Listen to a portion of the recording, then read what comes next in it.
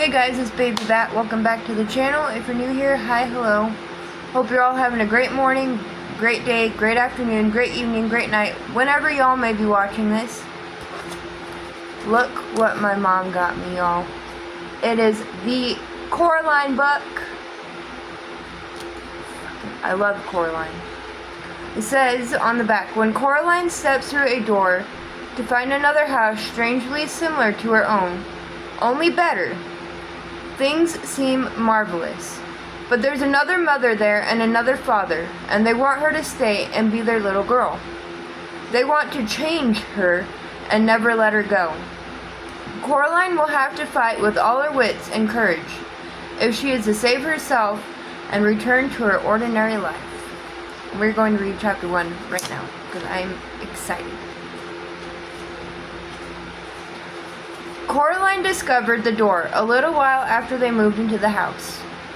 It was a very old house. It had an attic under the roof and a cellar under the ground, and an overgrown garden with huge old trees in it. Coraline's family didn't own all of the house. It was too big for that. Instead, they owned part of it. There were other people who lived in the old house. Miss Spink and Miss Forcible lived in the flat below Coraline's on the ground floor.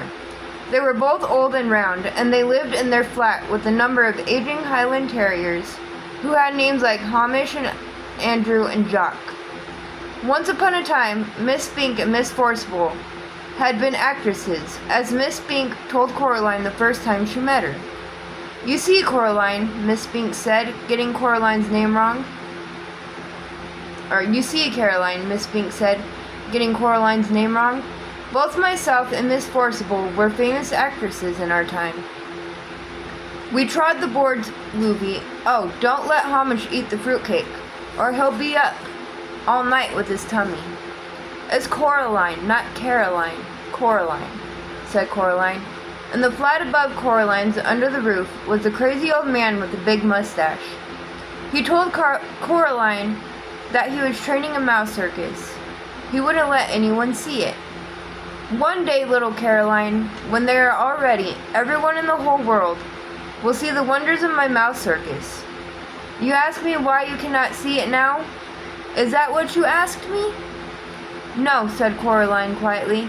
"I asked you not to call me Caroline. It's Coraline." "The reason you cannot see the mouse circus," said the man upstairs, "is that the mice are not yet ready and rehearsed. Also, they refuse to play the songs I have written for them. All the songs I have written for the mice to play go oompa, oompa.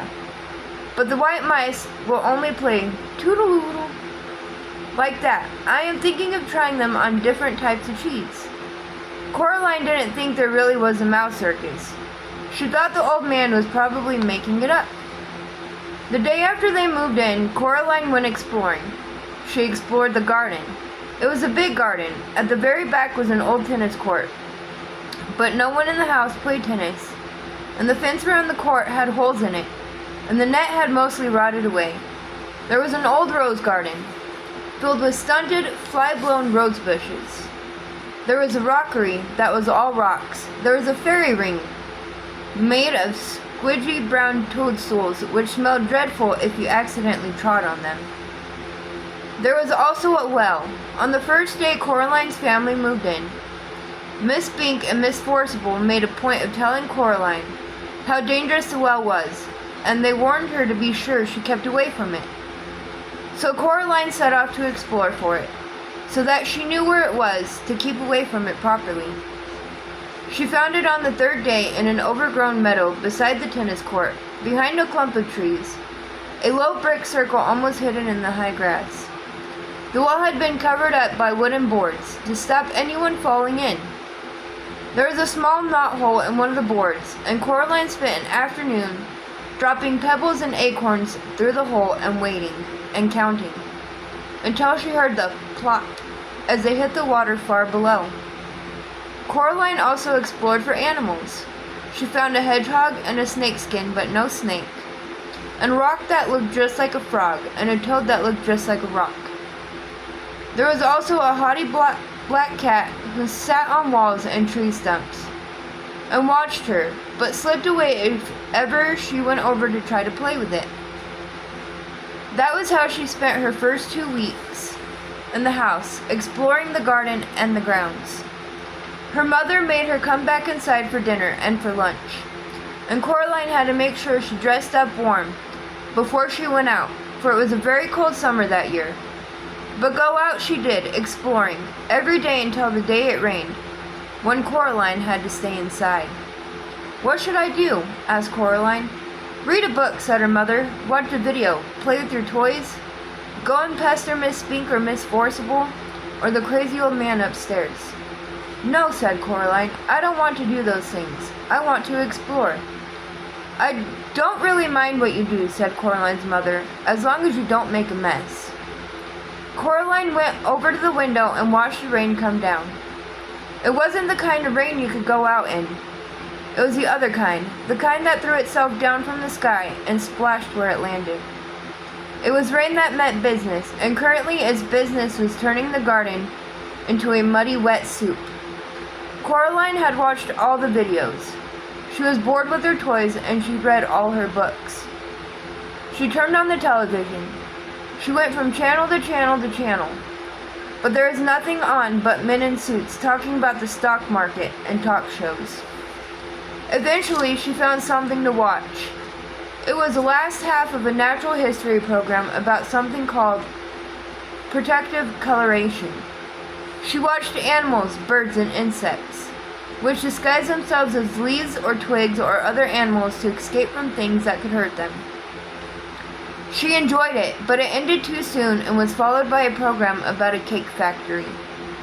It was time to talk to her father. Coraline's father was home.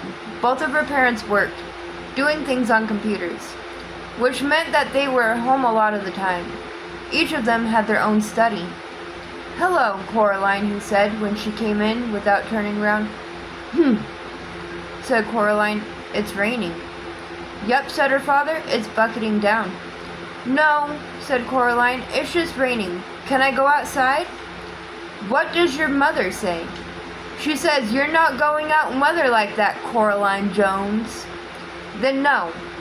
But I want to carry on exploring." "Then explore the flat," suggested her father. "Look, here's a piece of paper and a pen. Count all the doors and windows. List everything blue. Mount an expedition to discover the hot water tank, and leave me alone to work." "Can I go into the drawing room?" The drawing room was where the Joneses kept the expensive and uncomfortable furniture Coraline's grandmother had left them when she died. Coraline wasn't allowed in there. Nobody went in there. It was only for Bess. "If you don't make a mess and you don't touch anything." Coraline considered this carefully. Then she took the paper and pen and went off to explore the inside of the flat. She discovered the hot water tank. It was in a cupboard in the kitchen. She counted everything blue, 153. She counted the windows, 21. She counted the doors, 14. Of the doors that she found, 13 opened and closed. The big carved brown wooden door at the far corner of the drawing room, was locked. She said to her mother, "Where does that door go?"